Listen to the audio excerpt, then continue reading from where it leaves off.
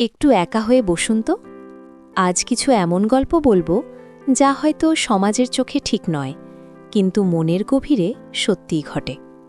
এমন সব কথা যা আমি কাউকে বলতে পারি না, কিন্তু আজ আপনাদের সাথে ভাগ করে নিতে চাই। জানি অনেক গোপন কথা মনের গভীরে রাখলে দম বন্ধ লাগে, আর যখন সেই গোপনতাটা আপনার নিজের হাতে করা একটা নিষিদ্ধ দেয়াল, তখন তো কথাই নেই।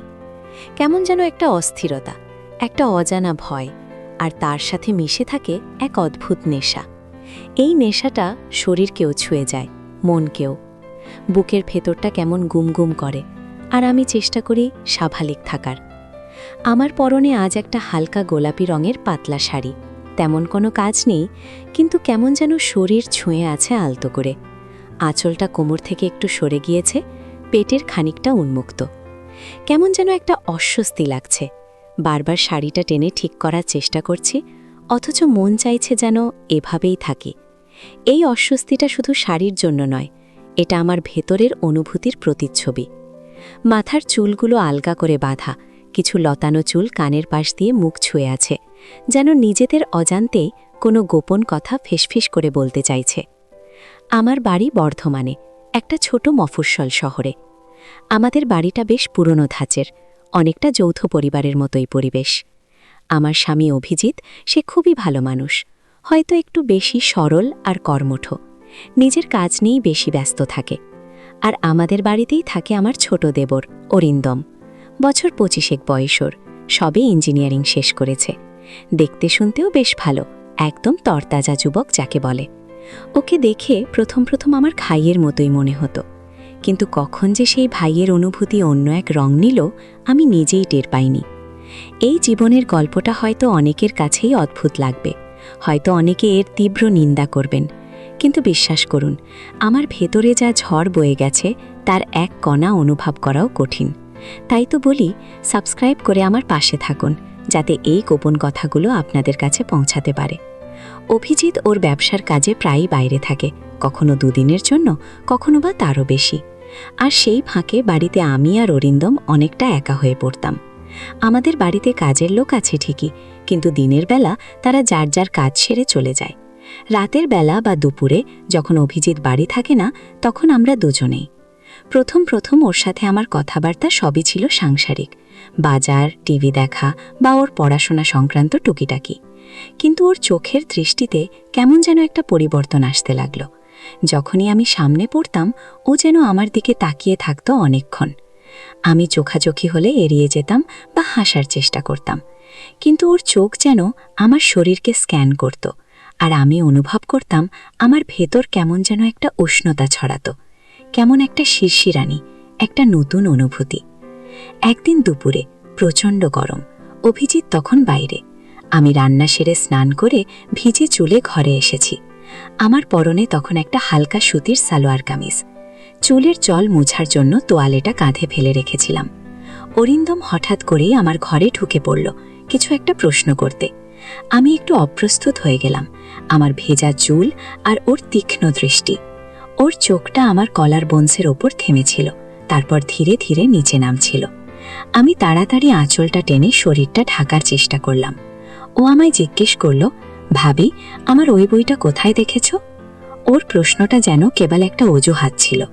আমি উত্তর দিলাম, আমি তো দেখিনি রে, তোর শেলফেই তো থাকার কথা।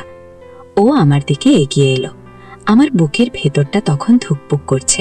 ওর চোখ জোড়া যেন আগুনের ফুলকি। ভাবি, তুমি এত সুন্দর দেখতে।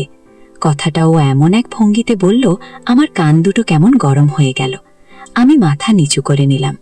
ও আমার কাঁধের তোয়ালেটা আলতো করে সরিয়ে দিল, তারপর নিজের হাত দিয়ে আমার ভেজে চুলগুলো সরিয়ে ঘাড়ের কাছে এসে দাঁড়ালো। আমি যেন পাথরের মতো জমে গেছিলাম। ওর উষ্ণ নিঃশ্বাস আমার গলায় লাগতেই আমার শরীরটা যেন কেঁপে উঠল। তুমি এত ভেজা কেন? ওর গলায় একটা চাপা উত্তেজনা। আমি কোনো উত্তর দিতে পারলাম না।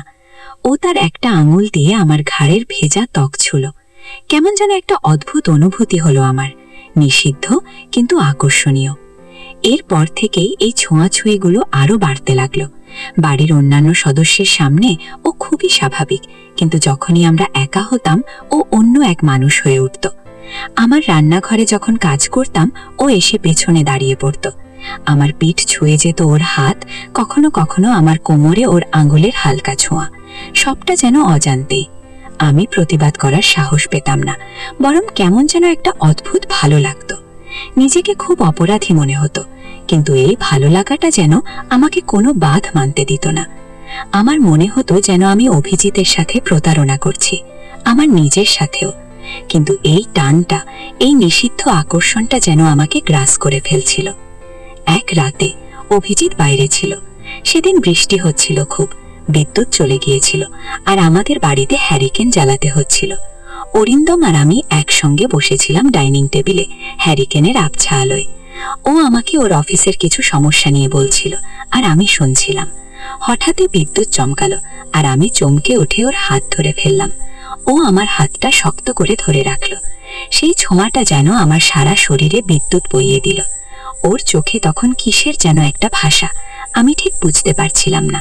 কিন্তু সেটা প্রেম, কামনা নাকি অন্য কিছু, তা নিয়ে আমি ভীষণ বিভ্রান্ত ছিলাম। ও তখনও আমার হাতটা ছাড়েনি। ভাবি, তুমি এত ভয় পাও? ওর গলার স্বরটা কেমন যেন ভারী শোনালো। আমি চোখ নামিয়ে নিলাম।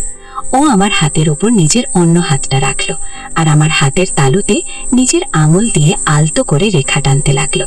আমার সারা শরীর কেমন অসাড় লাগছিল। আমার মনে হলো এই মুহূর্তটা যেন শেষ না হয়। আমি জানি এটা ভুল, খুবই ভুল, কিন্তু আমি যেন নিজেকে আটকাতে পারছিলাম না। আস্তে আস্তে আমাদের মধ্যে একটা অলিখিত বোঝাপড়া তৈরি হলো, একটা নীরব চুক্তি, যেখানে আমরা দুজনেই জানতাম কি চলছে, কিন্তু কেউ মুখে কিছু বলতাম না। ও আমাকে নানা অজুহাতে ছুঁতো, আর আমি সেই ছোঁয়াগুলো অনুভব করতাম। আমার মন অভিজিতের কাছে ছুটে যেত। আমি তাকে ভালোবাসতাম, কিন্তু অরিন্দমের এই আকর্ষণ আমাকে যেন সম্মোহিত করে রেখেছিল। কখনো কখনো ও আমার পেছনে এসে দাঁড়াতো। আমার ঘাড়ে ওর উষ্ণ নিঃশ্বাস অনুভব করতাম। আমি ভয়ে চোখ বুজে ফেলতাম, কিন্তু ভেতরে ভেতরে একটা তীব্র উত্তেজনা অনুভব করতাম। এক রাতে অভিজিৎ ছিল না। আমি বারান্দায় দাঁড়িয়েছিলাম। ভেতরের ঘরে টিভি দেখছিল অরিন্দম। আমি একা একা আকাশ দেখছিলাম। কেমন যেন একটা বিষণ্ণতা গ্রাস করছিল আমাকে। হঠাৎ করে অরিন্দম আমার পেছনে এসে দাঁড়ালো। ওর হাতে আমার জন্য এক কাপ গরম কফি। ভাবি, কি ভাবছো? ওর গলার স্বরটা এতটাই মৃদু ছিল যে আমার মনে হলো ও যেন ফিসফিস করে বলছে। আমি ঘুরে দাঁড়াতেই ও আমার মুখের কাছে কফির কাপটা ধরল। আমি কফিতে চুমুক দিতেই ওর আঙুলগুলো আমার ঠোঁট ছুঁয়ে গেল। আমার সারা শরীর যেন কাঁটা দিয়ে উঠল। ও তখন আমার দিকে ঝুঁকে এলো। ওর চোখগুলো আমার ঠোঁটের উপর স্থির। আমার বুকটা ধুকপুক করে উঠল। আমি জানি এরপর কি হতে পারে। আমি নিজেকে জোর করে সরিয়ে নেওয়ার চেষ্টা করলাম, কিন্তু আমার শরীর যেন সায় দিল না। ও আমার মুখের খুব কাছে এসে দাঁড়ালো। ওর নিঃশ্বাস আমার মুখে এসে পড়ছিল। ভাবি, তুমি তুমি জানো আমি তোমাকে কতটা? ওর কথাটা শেষ হওয়ার আগেই আমি ওর বুকে হাত রেখে ধাক্কা মারার চেষ্টা করলাম, কিন্তু ওর শক্তি আমার থেকে অনেক বেশি ছিল। ও আমার হাতটা ধরে ফেলল। ভয় পাচ্ছ? ওর চোখে কেমন যেন একটা মায়া, আর সেই মায়ার আড়ালে লুকিয়েছিল এক গভীর আকাঙ্ক্ষা। আমি মাথা নাড়ালাম। না, এটা ঠিক না অরিন্দম। আমার গলার স্বরটা ক্ষীণ শোনাচ্ছিল। ও আমাকে আরো কাছে টেনে নিল। আমার হাতটা আলতো করে ওর হাতের উপর চেপে ধরল। ভাবি, আমি জানি তুমিও এটা চাও। তোমার চোখ মিথ্যে বলতে পারে না। আমি চোখ নামিয়ে নিলাম। আমার সারা শরীর তখন কাঁপছে। আমার ভেতরের এই লুকানো ইচ্ছেটা যেন সেদিন আর লুকিয়ে রাখতে পারছিলাম না। সেদিন রাতে আমাদের মধ্যে এমন কিছু হয়েছিল যা আমি কোনোদিনও কাউকে বলতে পারবো না। কিছু স্পর্শ, কিছু নীরব প্রতিশ্রুতি, যা সমাজের সব নিয়মকে ভেঙে ফেলেছিল। এই লুকানো সম্পর্কটা, এই গোপন অভিসার আমাদের দুজনকে একটা অদ্ভুত জালে জড়িয়ে ফেলেছিল। একদিকে ছিল আমার স্বামী অভিজিৎ, আমার সংসার, সমাজের চোখে আমার সম্মান, আর অন্যদিকে ছিল অরিন্দম, ওর তীব্র আকর্ষণ, ওর গভীর দৃষ্টি, আর আমাদের এই নিষিদ্ধ সম্পর্ক। এই টানাপোড়েনটা আমাকে ভেতরে ভেতরে শেষ করে দিচ্ছিল। আমি রাতে ঘুমাতে পারতাম না, নিজেকে ধিক্কার দিতাম, কিন্তু অরিন্দমের প্রতিটি ছোঁয়া, প্রতিটি কথা আমাকে যেন আরো গভীরে টেনে নিত। ও যখন অভিজিতের সামনে আমার সাথে স্বাভাবিকভাবে কথা বলতো, আমার হাসি মুখে উত্তর দিত, তখন আমার বুকের ভেতরটা কেমন যেন জ্বলে উঠত। একদিকে ওর প্রতি এক গভীর ভালোবাসা অনুভব করতাম, আর অন্যদিকে এক তীব্র ঘৃণা, ঘৃণাটা ওর জন্য নয়, নিজের জন্য, নিজের দুর্বলতার জন্য। একদিন সব সীমা অতিক্রম করে গেল। অভিজিৎ বাড়িতে ছিল না, আর অরিন্দম তখন আমার কাছে এসেছিল। সেদিনের অনুভূতিটা আমার কাছে আজও একটা দুঃস্বপ্ন। ও এমন কিছু কথা বলল, এমন কিছু করার চেষ্টা করল যা আমার সব মূল্যবোধকে নাড়িয়ে দিল। আমি সেদিন ওর মধ্যে সেই নিরীহ দেবরকে খুঁজে পেলাম না, যাকে আমি ভাইয়ের মতো ভালোবাসতাম। আমি দেখলাম এক ভিন্ন অরিন্দমকে, যে আমার দুর্বলতার সুযোগ নিতে চাইছে, যে আমাকে নিজের জালে জড়িয়ে রাখতে চাইছে। আমি সেদিন নিজের সব শক্তি দিয়ে ওর থেকে দূরে সরে এলাম। আমার মনে হচ্ছিল যেন আমার সম্মান, আমার অস্তিত্ব সবকিছু কেড়ে নেওয়া হচ্ছে। সেদিন রাতে আমি কেঁদেছিলাম, খুব কেঁদেছিলাম। আমার মনে হয়েছিল আমি শেষ হয়ে গেছে। আমার সংসার, আমার জীবন সবকিছু যেন ভেঙে চুরমার হয়ে যাচ্ছে। এই লোকানো সম্পর্কটা